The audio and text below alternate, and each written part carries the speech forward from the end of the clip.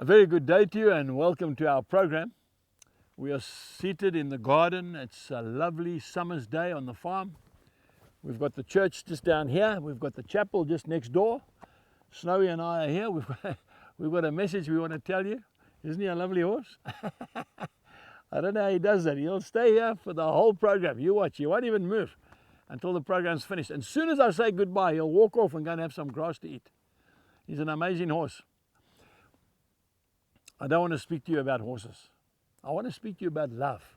I want to speak to you about the most powerful weapon that any believer has got at his disposal. Love. You see, you spell Jesus L-O-V-E. That's how you spell his name. He is love. Greater love has no man than this, than a man would lay down his life for his friend. John chapter 15 and verse 13. Early this morning when I was praying before this program, God spoke to me through Romans chapter 13 and from verse 8. Owe no one anything except to love one another. For he who loves another has fulfilled the law. Verse 9. For the commandments, you shall not commit adultery, you shall not murder, you shall not steal, you shall not bear false witness, you shall not covet. And if there is any other commandment, are all summed up in this one saying, namely, you shall love your neighbor as yourself. Verse 10, love does no harm to a neighbor. Therefore, love is the fulfillment of the law. And that is Romans chapter 13 and verse 10. Love does no harm to a neighbor. Therefore, love is the fulfillment of the law. Don't tell people you love them. Show them that you love them. Okay? Love has got feet.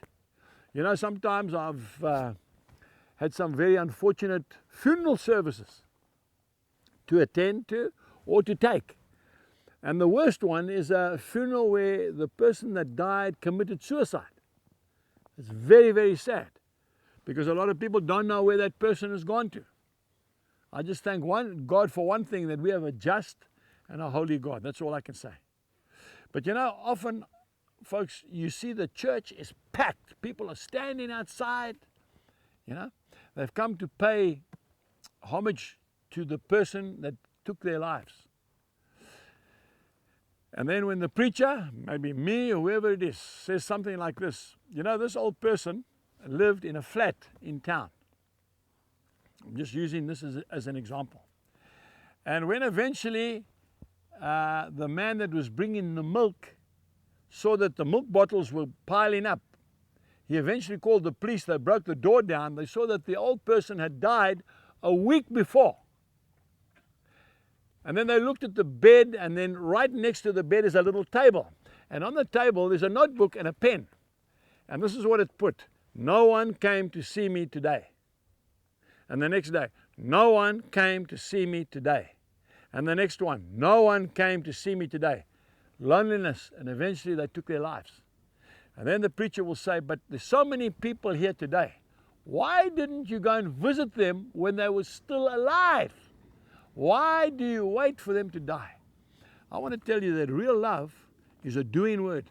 And it's costly, folks. It's costly. It takes time, it takes effort. It's like disciplining your children. If you're going to take time out to take your little boy or little girl to the bedroom, to the bathroom, wherever it happens, and give them a hiding because they're very naughty and they don't listen to mom or whatever, that takes effort. Just to ignore them or to give them some money and say, get out of my sight, that doesn't take an effort. And that child knows that. And they know when you discipline them that you love them and they won't do it again. I want to encourage you to start loving your family. First God, then your wife, then your family. Until next time, goodbye. For more information, please visit angusbuchan.com.